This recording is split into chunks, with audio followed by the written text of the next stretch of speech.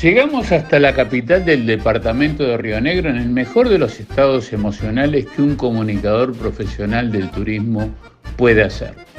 Desde varios días antes, Silvia Borba, directora de turismo, y Andrea Prestes, la subdirectora, se comunicaban con nosotros coordinando y anticipándonos paso a paso los diferentes detalles de la agenda que nos estaban preparando. Dejamos nuestras cosas en las magníficas instalaciones del Gran Hotel Fraiventos, donde nos hospedamos, y de inmediato partimos hacia la sede del gobierno departamental, ya que su máxima autoridad, el intendente Omar Lafluf, hizo un hueco en su agenda entre la atención al embajador de Japón y una delegación del BID para atender al PDA. De inmediato nos dirigimos hasta el Timón, en el borde costero, para almorzar a orillas del río Uruguay, invitados por nuestros anfitriones, y como sobremesa volvimos a nuestro vehículo para transitar la singular Rambla Fraiventina en dirección al barrio Anglo y comenzar a vivir allí una experiencia intransferible. Muy bien, gente, estamos en el centro de visitantes y ahí tenemos Fraiventos Patrimonio Mundial. Y ahí abajo dice Paisaje Industrial. Y tenemos a Juliana y a Juliana y Virginia. Juliana y Virginia. Bueno, muy bien. Son las encargadas de este lugar y quienes nos van a contar de qué se trata este centro de interpretación. Bien, les contamos más o menos que el día 28 de agosto fue inaugurado el edificio donde nos encontramos ahora, que es 2019. Sí, del 2019, y más o menos es con el fin de introducirse un poquito en el mundo de lo que es el Museo de la Revolución. Perfecto. En un principio este edificio, esta parte de ahora, el hall de ahora es nuevo, y donde vamos a ingresar ahora, que es el área de interpretación, ese edificio ya estaba funcionando. Anterior a eso funcionaba el CAIBA, que la función que cumplía era brindarle servicios a los vecinos de aquí del barrio, donde contaban con biblioteca, 2 salas de computación y fotocopiadora, más que nada para los niños que viven alrededor del edificio. Esa institución se mudó a otro edificio y hoy por hoy es lo que es el centro de visitantes. Pero si nos remontamos a los inicios, cuando funcionaba lo que es el ex frigorífico Anglo, aquí se hacía el expendio de carne para los obreros, porque además del sueldo contaban con 2 kilos de carne por día. Muy bien. Funcionaba la carnicería. Muy bien, amigos, les presento a Nicolás Cremelia, que va a ser quien nos va a guiar en toda esta vuelta tan interesante del Museo de la Revolución Industrial aquí en Fraiventos. Nico, ¿qué es lo que vamos a ver hoy? Bueno, buenas tardes, bienvenidos primero que nada. Hoy vamos a hacer un recorrido por las instalaciones del antiguo frigorífico Anglo, ¿bien? Ahora mismo estamos en la sala del Museo de la Revolución. Aquí tenemos un gran resumen, en síntesis, de lo que fue los años, bien, de la elaboración en primer parte del saladero, luego el frigorífico, donde se explica muy bien todo lo que fue ese proceso industrial que se desarrolló aquí a partir de 1865 en adelante. ¿Tú nos vas guiando por dónde vamos, te Sí. parece? Así que bueno, en realidad la propuesta de hoy es más que nada conocer lo que es la línea de producción. Así que vamos a recorrer primeramente sala de máquinas y algunos de los lugares que fueron pilares en esta producción que llevó a la fábrica, bueno, a trabajar en su totalidad aproximadamente 116 años. Lo que vamos a ver entonces, como yo les decía ahora, para que se orienten un poco en aquel plano que tienen a su espalda, estamos dentro del edificio número 4, que es la sala de máquinas. Bien, todo lo que está pintado de azul corresponde al sistema frigorífico.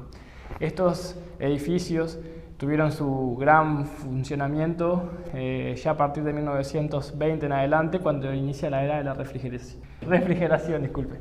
Entonces, bueno, lo que vamos a conocer es el interior de la sala de máquinas, donde se generaba todo este sistema frigorífico para las cámaras de frío. Bien, los motores que vamos a ver, la mayoría son importados desde Inglaterra. Toda esta maquinaria llegó aquí en aquel apogeo de la revolución industrial, y bueno, su función primordial, como les decía, era abastecer al edificio de cámaras de frío, un edificio donde se almacenaba la carne en aquellos años que el Anglo empezó a trabajar justamente con la refrigeración. Y bueno, su función primera era que ese edificio estuviera activo. Se usaba el gas amoníaco como líquido refrigerante, es líquido pero se gasifica, y estas máquinas se encargaban de lo que era la distribución del mismo por todo el saneamiento de las cámaras. Tenemos maquinaria, por ejemplo, estas de aquí, son los compresores de amoníaco. Estos se encargaban, como les decía, de hacer la distribución del gas a las cámaras. Después tenemos los volantes conectados con correas hacia dínamos para la producción de energía eléctrica. Y sobre el sector del fondo también hay motores diésel, que ahora después los vamos a ver, que se ensamblan ya en el ciclo final para la producción también de energía eléctrica. La fábrica en su totalidad y en su mayor esplendor tuvo aproximadamente 36 edificaciones. La producción aquí, si bien primordialmente era para la cámara de frío en su totalidad, en un momento se ramificó a todas las instalaciones de la fábrica. De hecho, en algunas horas, más que nada a la noche, se llegó a abastecer incluso el barrio Anglo, que era donde estaban los obreros, el barrio que se construye en los entornos de la fábrica para la justamente clase obrera. Y bueno, gozaban de esa energía eléctrica. Bien, la producción aquí en Fray Bentos fue constatada la primera en el Uruguay. En el año 1883 se enciende la primera lámpara de luz eléctrica en Uruguay, fue aquí en las instalaciones de lo que fue la compañía Liebix de extracto de carne, que fue la primera empresa previa a que se instalara el frigorífico. No con esta maquinaria se generó, con otra que hoy en día ya no tenemos, pero fue sustituida por esta. Y bueno, fue un gran asalto a nivel industrial, a nivel país, ¿no? El concretar aquí una producción de energía eléctrica cuando todavía en Montevideo, la capital, no estaba la energía eléctrica. 4 años fue aquí antes. Y bueno, imagínense el contraste que se generaba cuando prácticamente todo el Uruguay no estaba conectado a la luz de corriente eléctrica, cuando aquí en Fray Bentos ya era algo cotidiano, al menos en esta área, ¿no? Era algo impactante y bueno, increíble de presenciar. Este es el motor diésel que te comentaba hoy, es un motor de barco de 8 cilindros con turbo, generador, también para la producción de energía eléctrica. Y bueno, el Anglo fue una compañía increíble en este sentido, de a dónde llegó con la producción y en general en sus cifras. La fábrica en esos años de apogeo llegó a trabajar con 4.500 personas de 60 nacionalidades del mundo. O sea que imagínense que este lugar era algo increíble a nivel mundial tampoco, porque bueno, fue un suceso donde se tuvo en un pueblo tan pequeño a gente de todas partes del mundo. En el lapso entero de la producción, desde el inicio de la Liebix, cuando culminó el frigorífico ya Fray Bentos, se trabajó con más de 26.000 personas de 60 países del mundo, que hoy en día es más o menos en lo que rondea la cantidad de habitantes de la ciudad. O sea que podría decirse que toda la ciudad prácticamente trabajó aquí. Y bueno, son cifras que hoy en día no es habitual en el mundo. Y el principal producto era el corned beef, ¿no? El principal producto fue el extracto de carne. Bien, a raíz del extracto de carne, que fue un producto inventado en Alemania por Liebix, surge la fábrica. De esa primera fábrica se empiezan a anexar luego, también por la demanda y por la misma producción, que habían productos que colateralmente a lo principal salían, ¿no? por residuos orgánicos que se podían facturar otras cosas. Y bueno, el corned beef fue un producto que estuvo a lo más alto, pero nunca a la altura del extracto, que fue lo primero. Fue un subproducto del extracto. Pero bueno, a Fray Bentos mundialmente se lo conoció más que nada por estas latas y los calditos de extracto de carne. Estos son aros de pistón. Sí, motores que componían la sala de máquinas. Y las llaves, ¿eh? Sus aros, las llaves, siempre a grandes escalas, ¿no? Que hoy en día no es cotidiano ver. Nada chiquito. De hecho, muchos de ellos las fabricaban aquí debido a que la distancia con las zonas de producción a veces implicaba eso, que la fábrica tuviera que empezar a buscar soluciones rápidas aquí, por lo cual los obreros empezaban a desempeñar en otras actividades. Aquí el obrero nunca se estancó en un solo conocimiento, sino que la fábrica llevaba a que el obrero tuviera que empezar a aprender de latas, de otras cosas, de mecánica, y bueno, el obrero del Anglo hacía de todo. Así que bueno, eso era también a destacar, ¿no? La capacidad del obrero de poder manejarse en varios rubros. ¿Se sabe en qué horarios trabajaban? La fábrica trabajaba 24 horas. ¿Y los obreros? Los obreros tenían más o menos 3 turnos al día, bien, que abarcaban de 8 a 10 horas a veces, dependía, pero 8 lo básico. Bueno, cosas a destacar también en el resto de lo que es la parte interna de la fábrica, pero caminos internos más que nada. Van a ver que se hace presente el metal en todas partes. Estas planchas metálicas de hierro son fundición. Solían venir también a los barcos como lastre, para lo que se considera que estabilizaba el navío al viajar vacío. Esos grandes barcos, cuando venían de Europa en busca de productos, traían este material para poder estabilizarlos en el océano. Luego en su retorno ya volvían con los productos. Por lo pronto el material solía quedar y se acumulaba en grandes cantidades, lo cual tuvo que hacerse algo con él en un punto debido a que ocupaba espacios que eran necesarios para otras cosas. Así que la fábrica empezó a utilizarlo para reparación de maquinaria, etc. Pero lo que más dio efecto fue utilizarlo en los suelos de mayor tránsito pesado. Donde veamos materiales solían ser calles de alto tránsito, circuladas todos los días por obreros, con carretas, algún camioncito interno ya, caballos, animales en general. Así que bueno, los pisos se veían expuestos a ese deterioro rápido, y esto lo solía contener. Era más resistente al peso, más fácil deslizar las ruedas de las carretas. El único problema siempre fue los días de lluvias y tormentas, pero más allá de eso, es un piso de una dimensión muy grande que está recubierto. Pero bueno, como les decía, una cifra tan grande hoy en día en los frigoríficos actuales no es cotidiana.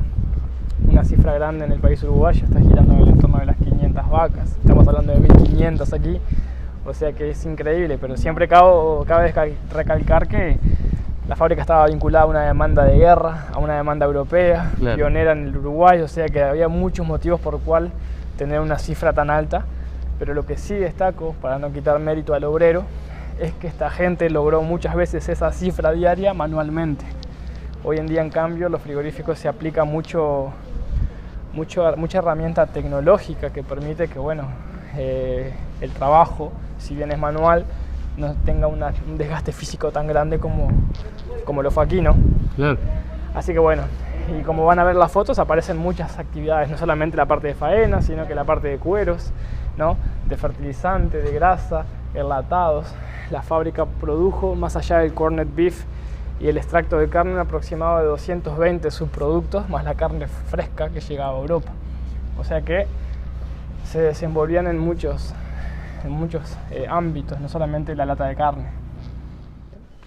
Bueno, con respecto a la producción de extracto de carne, bien, fue el producto, como les decía, que motivó a este primer emprendedor, Christian Hieber, primer gerente de la fábrica, en el año 1865, a la elaboración en forma industrial del mismo. El extracto, inventado en Alemania por Liebig, Justus von Liebig, consistía en un método de extracción de la proteína cárnica y reducción de la misma para poder transportarla en estado puro.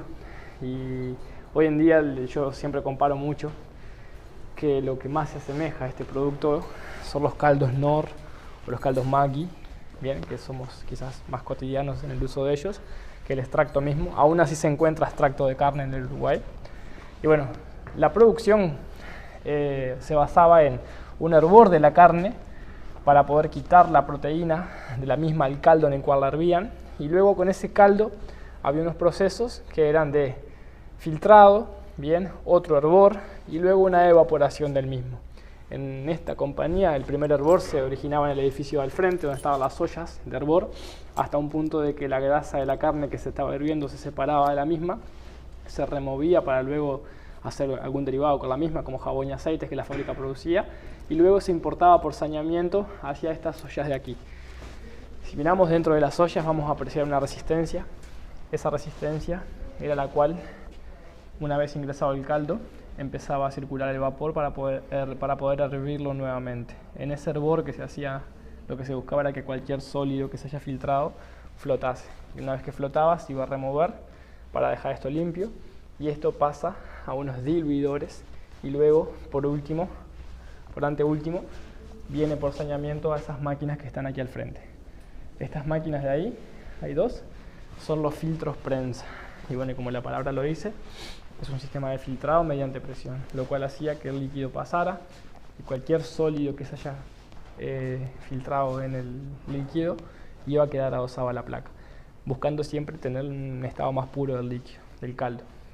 Una vez filtrado el líquido que se había hervido, va a caer a un sistema de riegos, tubos que estaban ahí, y lo transportaban hacia estas 4 máquinas que tenemos aquí.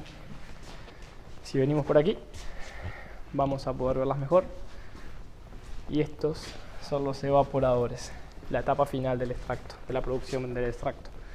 El evaporador lo que hacía, como la palabra dice, es justamente evaporado del líquido, buscando así removerle la humedad lo mayor posible. Aquí se le removía aproximadamente hasta un 20% de la humedad, lo que hacía que en el día final de producción, más o menos rondaba los 7 días de producción, y en ese día se tenía ya un producto más sólido. Bien, ya el extracto sin deshidratado lucía como una pasta de color amarillento, de muy mal aspecto, olor, pero bueno, en esa pasta se tenía nada más y nada menos que la proteína en estado puro. El extracto no era que tuviera un poco de proteína, el extracto era la proteína en estado puro, lo cual fue muy bueno debido a que en aquella Europa, con una muy mala producción cárnica, muy limitada por los costos, mucha gente que no tenía la posibilidad de acceder diariamente a la carne misma podía acceder a este producto. Y este producto involuntariamente, indirectamente, sin acceder uno a la carne, accedía directamente a la proteína, que era lo que importaba. Así que bueno, fue un producto de primerísimo nivel, no solo para gente de bajos recursos, sino que se usó en todas las mesas de familia, en los restaurantes, en los hospitales. Si hacemos un énfasis en los años de guerra, los soldados se beneficiaron mucho de este producto por justamente la practicidad que tenía, por bueno, justamente la facilidad de poder acceder rápido a las proteínas y calorías de la carne, que era lo que necesitaban ellos. Y era un producto que bueno, tenía un periodo de durabilidad muy largo, no se echaba a perder fácil y no necesitaba tampoco un clima específico para su conservación. Todo eso llevado a la guerra benefició al soldado. Pero si pensamos quizás a los soldados, imagínense que esta gente no podía combatir y menos ganar una guerra tomando sopa. Algo tenían que comer, porque hambre iban a sentir. No lo dije hoy, pero la receta de Liebig para la producción del extracto equivalía a 32 kilos de carne para 1 kilo de extracto. O sea, era mucho lo que se usaba para hacer un simple kilo, pero el kilo final equivalía por los 32. Así que toda esa carne que quedaba en el post-hervor había que utilizarla. Era carne que había dejado ya todas sus virtudes en el caldo, pero aún así era carne. Y esa carne más otros condimentos y ingredientes fueron lo que componían la conserva, el famoso corned beef. Bien, o sea que en estos productos que llevan a Frevento a lo más alto de la fama mundial en lo que fue la alimentación enlatada, beneficiaban a que uno podía acceder rápidamente a una fuente de proteínas rápida y un sólido que sustituía lo que el extracto no tenía, que justamente era el corned beef. Perfecto, bueno, lo que vamos a conocer en este espacio, también de los más importantes en la cadena de producción, es la playa de Faena, lo que se conoció como la segunda playa de Faenas. Esta fue trasladada aquí ya a la época del frigorífico, del 20 en adelante. Anteriormente se faenaba en otro extremo de la fábrica, bien, cuando no se faenaba al número que hablábamos hoy, esas 1500 vacas. Esa faena en grande sí se realizó aquí. Por aquí vamos a caminar un poco hacia donde iniciaba todo este proceso, que bueno, imagínense que faenar 1500 vacas no era nada fácil. Había que tener un proceso muy riguroso, ¿no? Muy coordinado para poder llegar a esta cifra. La faena, como les decía, iniciaba en septiembre, de septiembre a marzo. Era el promedio en el cual se faenaba aprovechando lo que era la venida de la primavera, los mejores climas, pasturas, ¿no? El animal recuperaba quilaje. Y bueno, todo ese proceso iniciaba en aquellos cajones que están aquí, los cajones de noqueo. Aquí los obreros iniciaban lo que era el marroneo del animal. Los marroneros tenían un trabajo muy puntual y de mucha precisión, que era dejar inconsciente al animal de un golpe para luego continuar con el proceso, con el animal totalmente adormecido, cosa de que no ejerciera resistencia al proceso y no sufriera. Del otro lado del muro ahí solía haber un puente que conectaba con los corrales. Previas horas antes los animales eran aislados para poder ya acondicionarlos, que no comieran, que no tomaran agua, y luego sí ya ingresaban a faena. 3 cajones, uno por cajón. Los marroneros a nivel de su cabeza iban a golpear al animal para que éste ya quedara atontado, adormecido, y pudieran continuar con el resto del proceso. Una vez golpeado, cae al suelo, se desliza, lo toman los maniadores, quien toman sus patas con lazos para colgarlo a la noria. La noria lo va a transportar luego por el resto del predio. La otra fase era llevarlo a aquel rincón donde iba a ser desangrado. Rápidamente, una vez extraída su sangre, continuaba un proceso en secuencia muy eficiente. Vienen los catres, ¿ven? Cada catre con un grupo de obreros que tenían una tarea puntual, ya sea cuerearlo, abrirlo, depostar, bien, clasificar órganos muy precisos, cada equipo en su rubro. Y bueno, lo que se buscaba como producto final era llegar a la puerta de la playa, a la cámara de frío con la media res, ¿bien? No se buscaba aquí hacer cortes específicos debido a que eso llevaba más tiempo y no podía arriesgarse este animal a estar mucho tiempo a la intemperie. Así que cuando terminaba todo esto y tenía la media res pronta, iba al frío.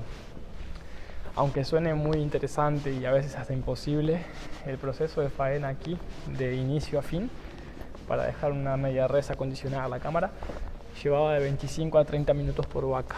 La capacidad de faena total que tenía esta playa de faena era para trabajar con 200 vacas al mismo tiempo.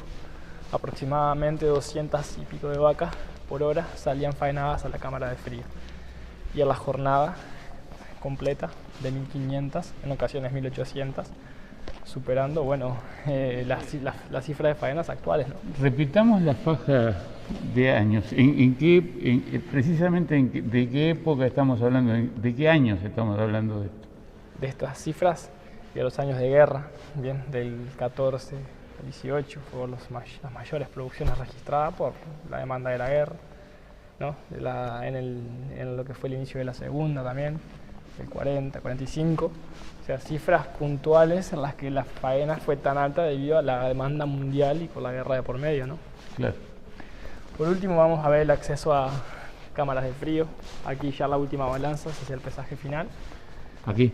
Sí, de la media res, y continuaba su descenso a la cámara por este túnel que solía estar hermético, totalmente cerrado, ya refrigerado, y la media res va a ir hacia su derivada cámara, que iba a ser acomodada por los obreros dentro de la misma. En la pasarela aquí a mi derecha pueden ver, ahí había un grupo de obreros que cuando pasaba el animal colgando le ponían el sello que dice Uruguay for Export. Aquí se procesaba todo lo que era jabón, aceites. Bueno, la chimenea, como hablábamos hoy, es una chimenea... La chimenea emblema de la ciudad. Sí, se construye por mano de obra de los mismos obreros. Los ladrillos que la componen fueron fabricados con tierra de la ruta panorámica. La gente de aquí, como les digo, era excepcional, tenía mucha habilidad en muchas cosas. Y a la izquierda de la chimenea van a poder presenciar allá al fondo las calderas. El vapor fue una materia prima, o sea, el carbón, para la producción de vapor, que abastecía y era la fuerza motriz de la fábrica en general. Todo lo que era energía, cocina, higiene, se movía a base de vapor y nunca se dejó de usar. Y bueno, por último, aquel gran edificio que se ve allá a la izquierda es el edificio de cámaras de frío. Es una construcción que tiene internamente corcho, el alcornoque para justamente aislación, y una capacidad total de 10.000 toneladas de carne, equivalentes a 10 millones de kilos. Del tercer nivel hacia el quinto arriba, la temperatura solía estar a 0 grados para la carne de mejor calidad, y hacia abajo a menos 20 grados bajo cero para carne que iba a ser utilizada para subproductos, no para exportación como carne de primera. Muy bien, bueno, nos encontramos a lo que es el jardín de la Casa Grande. La mansión a mis espaldas, conocida como Casa Grande por todo el mundo, es una construcción de 1868 diseñada por el ingeniero alemán Christian Heber, primer gerente de la compañía Liebig, un diseño propio que fue habitada tanto por él como los sucesivos gerentes que la fábrica fue teniendo en el lapso de producción. Con respecto al jardín, bueno, es un jardín muy rico botánicamente. En algún momento en su mayor esplendor tuvo más de 100 especies en vegetación. La fuente fue donada por la embajada italiana cuando asume el gerente Meyer, uno de los gerentes alemanes más importantes en la historia de este sitio. Además de Casa Grande, es conocida como la Casa de los Gerentes, ¿no? Claro, sí, o sea, es la Casa de los Gerentes, más conocida como Casa Grande. Está compuesta por 3 secciones. Lo que estamos viendo acá, la parte medular es la del medio, donde está la que es la casa de gerente, de habitaciones y demás. A los laterales, por ejemplo, acá a la izquierda tiene una casa del servicio, donde, de la visita, donde se hospedaba la visita técnica que la fábrica recibía, invitados del gerente. Dependía de la calidad del invitado que se recibía, si se quedaba aquí o se quedaba mismo adentro de la casa del gerente. Y lo que es en el sector de la derecha, una construcción muy semejante a la de la izquierda, es la parte del servicio. El servicio que se estilaba en aquellos años también a que él viviera en la casa, ¿no? Ama de llaves, gente de la cocina, bueno, básicamente todo lo que se movía en torno al sustento de la casa. Bueno, estamos ahora en el frente de la casa, como les decía, la parte medular, conocida como casa grande, de los 3 bloques que la componen es la parte central. La parte central contiene lo que es habitaciones, baños, sala principal, comedor de la casa, donde el gerente y su familia se desenvolvía en su vida cotidiana. Hay muchos detalles también que están aquí a simple vista que también tenían un porqué. Por ejemplo, en el portón aquí se puede destacar al medio el trébol de 3 hojas, arriba también donde van los faroles allá. El trébol de 3 hojas era la marca de ganado de la Liebix, o sea, con eso identificaban a sus animales, y aquí, bueno, en estos detalles se puede presenciar también con ese sentido. Cuando entramos, bueno, aquí es el lugar de recibo. A los laterales teníamos las habitaciones, los hijos de los gerentes, del gerente mismo aquí también. Bueno, este es el despacho del gerente, los gerentes sucesivos que pasaron. Hoy en día, bueno, estos espacios se siguen utilizando con fines de reuniones, ¿no? Charlas. La caja fuerte. Pero bueno, tenemos artefactos obviamente originales como la caja fuerte, el despacho mismo del gerente, ¿no? Bueno, por último tenemos lo que es considerado la oficina central, un lugar también espectacular que hoy en día el sitio ofrece al turista, donde podemos ver la administración tal cual quedó desde que la fábrica cierra en 1979. Las oficinas que estamos viendo datan de 1910. Se trabajaba toda la parte gerencial y administrativa en general, compuesta en su totalidad por todos los artefactos originales de contabilidad, calculadoras, máquinas de escribir de diferentes tipos, muy interesantes, las cuales no son muy cotidianas actualmente. Y bueno, es una oferta que la verdad tiene una gran admisión, la gente, los chicos de escuela, los estudiantes en general, están empapados hoy en día con el estudio electrónico y demás, al ver cómo se trabajaba antes, los métodos de escritura, cálculo, bueno, es un gran aprendizaje que se llevan y está muy interesante poder enseñarles a ellos cómo se hacía anteriormente, ¿no? Hoy hablábamos de la producción de energía eléctrica y aquí tenemos en mención a eso la que se consideró primer lámpara de luz eléctrica encendida en el país uruguayo en 1883 por la compañía Liebix de extracto de carne, es un modelo de filamentos de carbono diseñado por Edison. Y bueno, como les digo, cuando en algún momento de la historia uruguaya no había luz en ninguna parte, el barrio anglo, el barrio obrero, la fábrica estaba alumbrada, lo cual generaba un contraste importante, ¿no?, con el resto del país.